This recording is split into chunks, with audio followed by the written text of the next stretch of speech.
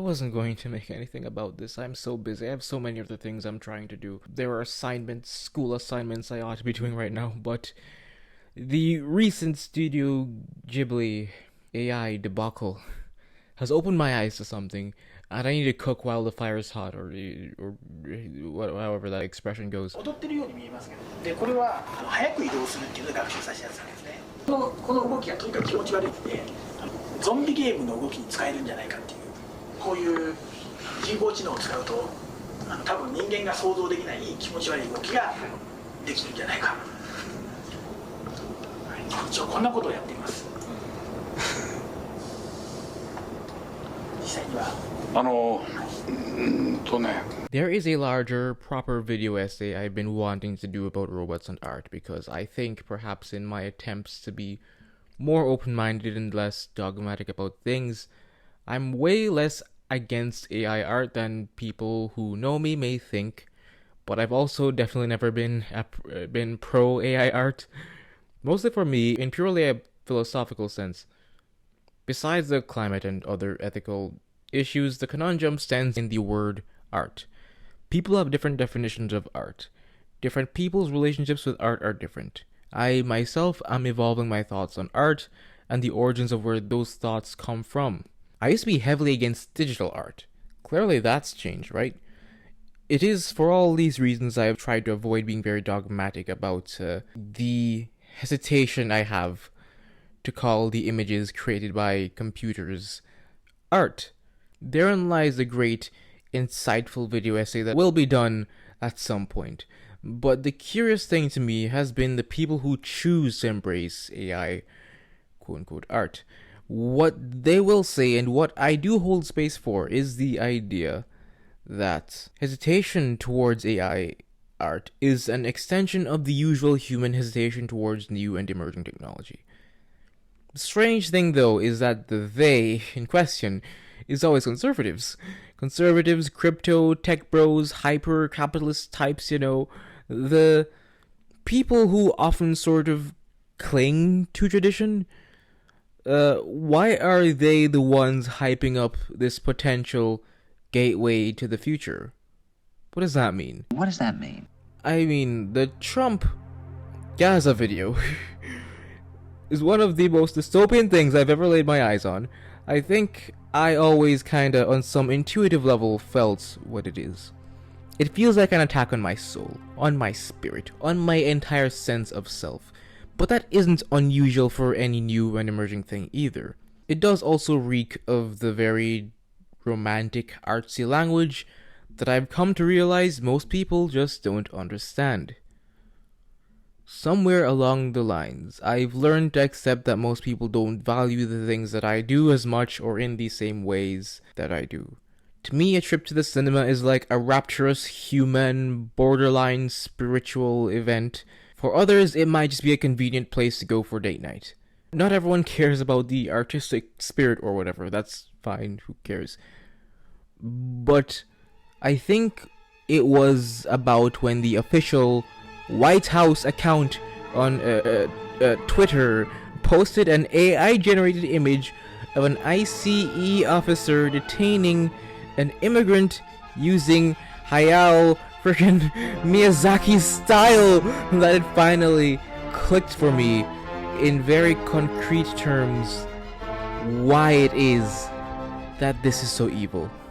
毎朝この頃会わないけど身体障害の友人がいるんですよ。そのハイタッチって言うんだけども大変なんです。これを作る人たちは痛みとかそういうものについてね何も考えないでやってるでしょ。極めて不愉快ですよね。僕はこれを自分たちの仕事をつなげたいとは全然思いません。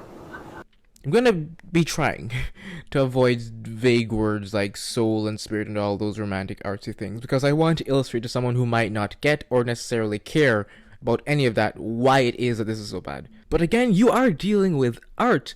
When dealing with the idea of art, you ought to be able to discuss art.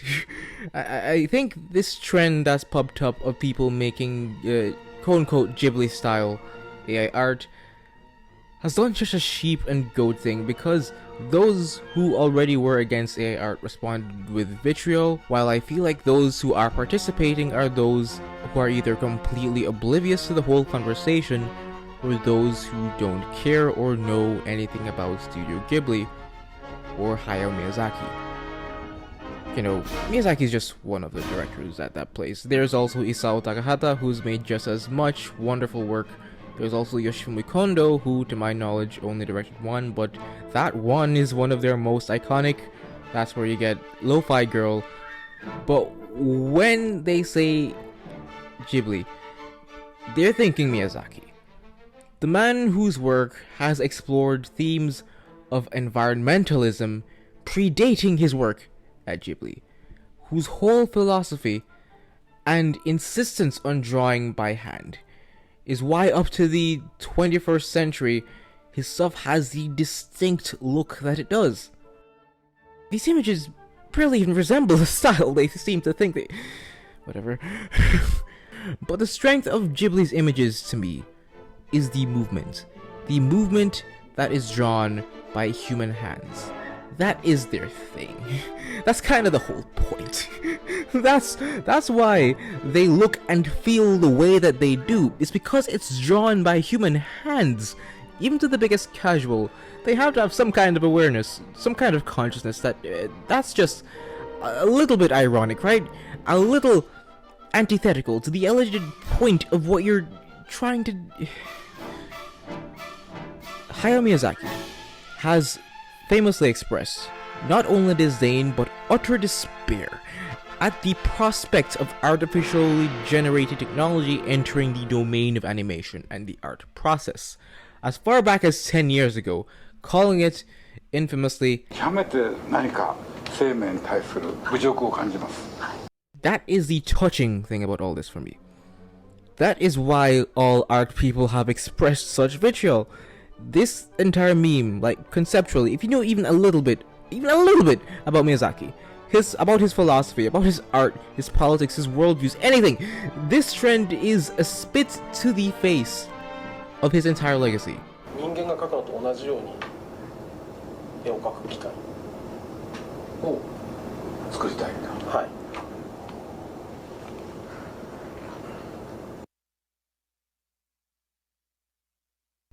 Again, I'm assuming the people who are doing this just don't know, they just see a little fun thing. I try to touch grass sometimes. Not everyone cares about the authenticity or alleged sanctity of art. Not everyone has that privilege to pay attention to that stuff. But like, then I see the official White House account post a thing like this. And then that is when it clicks to me that not only is this disrespectful to the artist, but the really fascistic undertones of all this are what really clicked to me.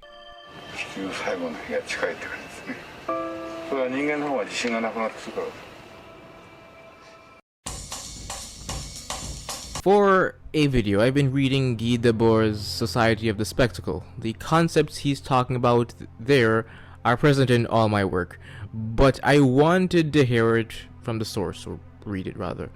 And low-key, the concepts here and the implications of this AI art trend, particularly using Miyazaki's work, topped off by the official White House account using it as a propaganda tactic, made it all click for me. You're seeing images here, not people. Imitations, not expressions, not even impressions. There's something a little, very twisted about using images in a way so completely divorced from their origins. And it got me thinking, like I said, I'm pretty sure the people doing this don't really know or care about the actual hands behind the style that they're seeing. The images barely even look like the style, really, but they resemble it.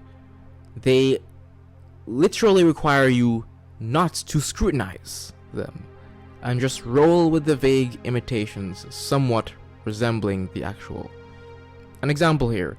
This isn't a drawing, but a real famous image of Miyazaki, and below is a little rage bait gotcha thing imitating the alleged Ghibli style. At a glance, you can see that the image is imitating the actual photograph, But when you actually look at it, you'll notice not only the literal errors, like the fact that he's bald now for some reason, the bookshelf behind him is out of whack, something strange going on with his hand, but the much greater, and I think more important difference, is that the emotion being conveyed is completely different. I think AI will improve on those petty differences, which is why I don't actually care all that much that they completely removed his hairline. But in the former image, Miyazaki is exhausted. In the latter, he's chillin'.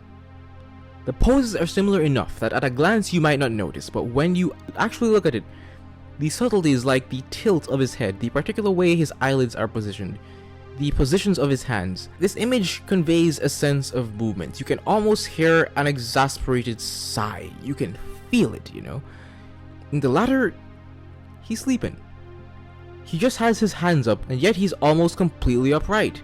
Perhaps his head is reclined a little bit to convey a sense of rest, a touch of fatigue, but with none of the immediacy or weight as the former image. Exhaustion and rest are perhaps, similar enough, but there are essential key differences between these emotions. And what does this have to do with fascism? これを作る人たちは痛みとかそういうものについてね、何も考えないでやってるでしょ。極めて不愉快ですよね。To accept the latter image, you are required not to think too heavily about that difference. You are required not to think. You are required to accept, not scrutinize, not interrogate the origins of the images, the intentions of the images, or what is being communicated, where the style came from, what the context is. Accept, accept, accept. It's for the same reason I've seen Twitter Nazis start to go on about how about degenerate art while showing Hitler's paintings as the superior. Again, Hitler's paintings are not perfect. There is some perspective stuff that he always seems to get wrong. But the more important problem with them, I think, is the lack of intention behind them. He, frankly, like AI, was more concerned with imitation, not impression, not interpretation, definitely not expression, but to capture what he thinks an efficient or sensible painting looks like. And those are then being compared with the quote-unquote degenerate, abstract expressionists who deliberately disrupt, break rules, interrogate, and have the audacity to express themselves in a way that only they can, You're actually required to think and process those works, not blindly, uncritically accept. To bring this back to material terms in a way that the non-art enthusiasts might understand, one kind of art is meant to make you look at them for long and think about them. One is made to encourage as little thought as possible, in favor of acceptance.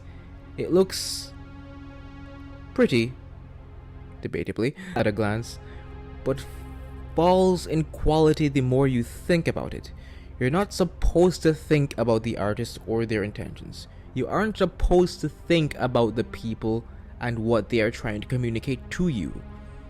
Where this ties into fascism is that you are being gradually, through the blind acceptance of the AI-generated images, taught not to think about art as things made by people to communicate, but as products to serve an objective. No people, no contradiction, no subversion, but disposable objects, products that can and ought to be used. In the White House AI-generated image, you are not seeing a person, you are seeing the vague image of an illegal alien getting put in their place by the vague image of American justice. Don't think too deeply about the image. Don't think too deeply about the particular style that they are using, and what the person who created the style might think about how the style is being used. It's all disposable. It's all meant to serve the ultimate end of making the machine move, not to question the machine. Caricatures have always existed, cartoons have always existed, art theft has always existed, cultural appropriation, if you want to take it that way, has always existed. But the smell of fascism is in how little actual human input and thought is put into the creation of the image and how little is required to accept it. Don't think about the origins of all the things you interact with every day. Don't think about what went into the creation of the phone you're using, how it was created, how many hands went into the journey it went through to get to the store you bought it from. Don't think about what the machines you're using to make these AI generated images are doing to the environment. Don't think about why the Studio Ghibli style looks that way. You are living in a world of things. Things that are all disposable, marketable, commodifiable. No people, just things. Your worth is found in how valuable you are as a thing, what you can contribute to the machine. Don't think too hard. Don't question anything. Accept. Art is not anything more than a thing to be seen, glanced at, and disposed of. Nothing is that deep. Don't read. Don't learn history. Stay nice and stupid, and consume some more. All the people crying about Miyazaki's intentions are just complaining about nothing. It's just a trend. It's just a meme. These are just images, completely detached from people. In the world of images, people cease to matter and only the images, disposable objects, remain. See, cause my ancestors were used as things, cause women have always existed under the patriarchal society as things that contributed to the operation of the machine, I am less inclined to accept the world of objects. But in a sense, killing Miyazaki's whole thing for the sake of cheap images is one of the clearest illustrations of this idea of killing people in favor of serviceable ideas. It sounds far-fetched and borderline conspiratorial initially, but then again, Trump Gaza. Boy, I really hope Miyazaki in his old age doesn't know what's happening right now. I cannot imagine as an artist seeing your entire thing being taken like this. It feels so vengeful. Still going to make a much larger thing about AI and art eventually, but I just had to say something about all this. I hope someone who might be on the fence or someone who might not be seeing what is so wrong with taking Miyazaki's work in particular, some of this made sense to you. I remember I had the same feeling about NFTs years back when I would have been in my libertarian phase, and I wouldn't necessarily have known all these big words. There is just something so existentially frightening about seeing people lose faith in themselves like this in favor of assimilating into industry and the machine. I just made all these connections and I wanted to put some of these thoughts somewhere. Okay, goodbye.